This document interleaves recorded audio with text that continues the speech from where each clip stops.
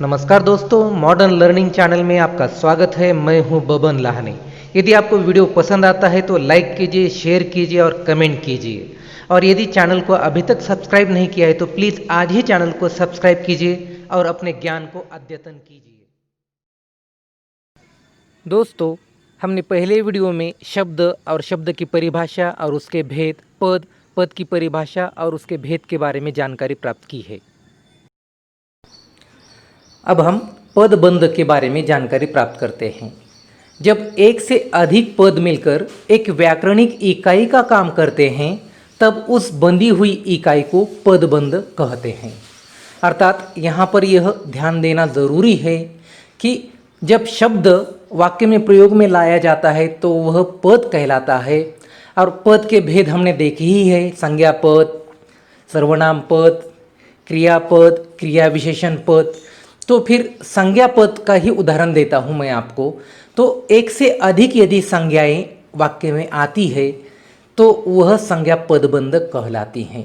या क्रियाएं, एक से अधिक क्रियाओं का बंध यदि आता है, बंधन आता है, समूह आता है, तब वह क्रिया पदबंध कहलाता है।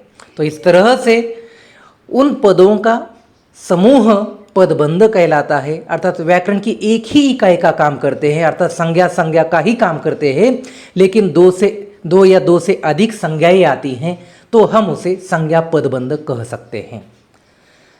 यह हम उदाहरण के साथ समझेंगे। पदबंध 5 प्रकार के होते हैं। पहला भेद है संज्ञा पदबंध। वाक्य में संज्ञा पदों की जगह प्रयुक्त होने वाला पदबंध संज्ञा पदबंध कहलाता है। जैसे उदाहरण देखते हैं हम, उस घर के कोने में बैठा हुआ आदमी अपराधी है। दूसरा उदाहरण, दशरथ पुत्र राम ने रावण को मार डाला। इन वाक्यों में पहले वाक्य हम देखते हैं, उस घर के कोने में बैठा हुआ आदमी। अर्थात यहाँ पर आदमी यह मुख्य संज्ञा है और आदमी के बारे में विशेष जानकारी देने वाले शब्द और फिर संज्ञाएं यहाँ पर बहुत सी आई हुई है। घर भी एक संज्ञा है और उस घर के कोने में बैठा हुआ आदमी, ये पूरा मिलकर यहाँ पर संज्ञा के बारे में जानकारी दे रहा है।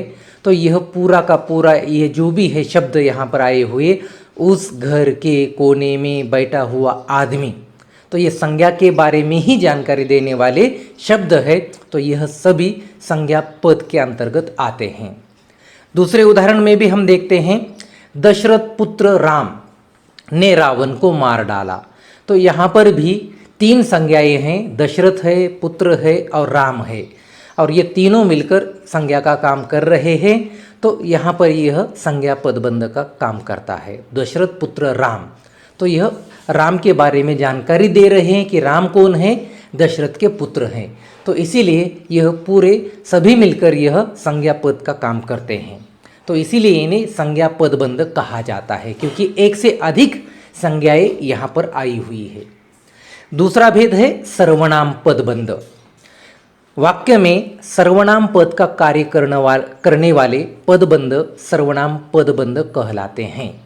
जैसे हम उदाहरण देखते हैं, किसी की परवाह न करने वाला मैं तुझसे क्यों डरने लगा।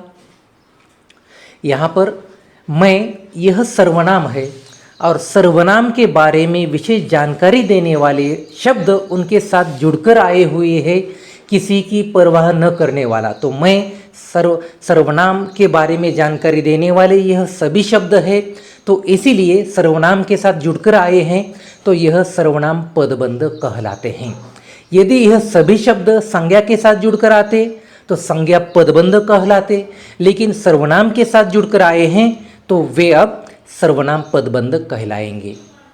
दूसरे उदाहरण में देखते हैं, बड़ी शेखिया बगारने वाला आज मुंह की खाए बैठा है। तो बड़ी शेखिया बगारने वाला, तो ये किसी सर्वनाम के बारे में जानकारी दे रहे हैं, तो इसीलिए यह भी सर्वनाम पदबंध के अंतर्गत आता है। तीसरा भेद है विशेषण पदबंध। जो पदबंध संज्ञा या सर्वनाम के विशेषण के रूप में प्रयुक्त होते हैं उन्हें विशेषण पदबंध कहा जाता है। जैसे अब हम इसे उदाहरण के साथ समझेंगे। मीठे मीठे सपने देखने वाले लोग अकर्मण्य होते हैं। यहाँ पर सिर्फ मीठे मीठे सपने देखने वाले इसे ही रेखांकित किया गया है। लोग यह संज्ञा है और संज्ञा को यहाँ पर रेखांकित नहीं किया गया है। तो यहाँ पर सिर्फ संज्ञा के बारे में जानकारी देने वाले विशेष शब्दों को अर्थात विशेषणों को ही रेखांकित किया गया है, इसीलिए यह विशेषण पदबंध है। यदि लोग शब्दों को भी रेखांकित किया जाता तो यह संज्ञा के बारे में जानकारी देने वाले शब्द कहलाते और इसीलिए वे संज्ञा पदबंध के अंतर्गत आते। तो सिर्फ संज्ञा को रेखांकित न करके विशेषणों को ही रेखांकित किया गया है, अतः ये विशेषण पदबंध कहलाते हैं। दूसरे उदाहरण में भी हम देखते हैं, मेरे कानपुर वाले मित्र ने मुझे एक पुस्तक भेंट की। यहाँ पर भी मेरे कानपुर वाले इतने शब्दों को ही रेखांकित किया गया है जो मित्र के बारे में विशेष जानकारी दे रहे हैं, इसलिए मित्र के लिए ये सभी विशेषण हैं और विशेषणों को ही रेखांकित किया गया है, इसीलिए ये विशेषण पदबंध है। यदि मित्र को भी रेखांकित किया जाता तो यह संज्ञा पदबंध कहलाता। तो इस तरह से संज्ञा को रेखांकित न करके या सर्वनाम को रेखांकित न करके यदि सिर्फ विशेषणों को ही रेखांकित किया जाए और वे एक से अधिक हो तो वे विशेषण पदबंध कहलाते हैं। अब हम चौथा भेद देखते हैं, क्रियापदबंध। एक से अधिक क्रियापद मिलकर जहाँ क्रिया का कार्य संपन्न करते हैं वहाँ क्रियापदबंध होता है। जैसे बालक खेल रहा है, यहाँ पर खेल रहा है, यहाँ पर एक मुख्य क्रिया है खेलने की और दूसरी सहायक क्रिया है रहा है। तो इस तरह से यह संयुक्त क्रियाएं हैं। तो यहाँ पर संयुक्त क्रिया आने के कारण, एक से अधिक क्रिया आने के कारण यह क्रिया पदबंध कहलाते हैं। दूसरा उदाहरण देखते हैं, अब तो हमसे चला भी नहीं जा रहा। तो यहाँ पर भी चलने की एक क्रिया है और दूसरी जाने की क्रिया है और तीसरी रहने की क्रिया है। तो यहाँ पर भी एक से अधिक क्रियाएं आई है और इन क्रियाओं का पदबंध बन चुका है, क्रियाओं का समूह बन चुका है। तो इसीलिए यह सभी क्रियाएं क्रिया पदबंध कहलाती हैं। सिर्फ एक ही क्रिया आती तो वह क्रियापद कहलाती, लेकिन एक से अधिक क्रियाएं आई हुई है तो इसीलिए वे क्रियापदबंध कहलाती हैं। पांचवा भेद है क्रिया विशेषण पदबंध, अर्थात क्रिया विशेषण के स्थान पर प्रयोग होने वाले एकाधिक पदों का समूह क्रिया विशेषण पदबंध कहलाता है। जैसे राम बहुत धीरे धीरे चलता है, यहाँ बहुत धीरे धीरे क्रिया विशेषण पदबंध है क्योंकि यह चलना क्रिया की विशेषता बतलाता है। तो चलने की विशेषता अर्थात क्रिया की विशेषता बताने वाले शब्द क्रिया विशेषण कहलाते हैं। और यहाँ पर दो क्रिया विशेषण आए हुए हैं, एक है बहुत और दूसरा है धीरे धीरे। तो कैसे चलता है, तो धीरे धीरे चलता है। और फिर उसके भी बाद और धीरे धीरे की विशेषता बताने वाला बहुत शब्द भी आया है। तो एक से अधिक क्रिया विशेषण आने के कारण यह क्रिया विशेषण पदबंध कहलाता है। अब हम पद और पदबंध में अंतर देखते हैं। पद और पदबंध में अंतर, जब कोई एक शब्द वाक्य की किसी इकाई, संज्ञा, सर्वनाम, विशेषण, क्रिया, अव्यय आदि का काम करता है तो वह पद कहलाता है। इसके विपरीत जब एकाधिक पद मिलकर किसी एक संज्ञा, सर्वनाम, विशेषण, क्रिया या अव्यय का काम करते हैं तो उस बंधी हुई इकाई को पदबंध कहते हैं।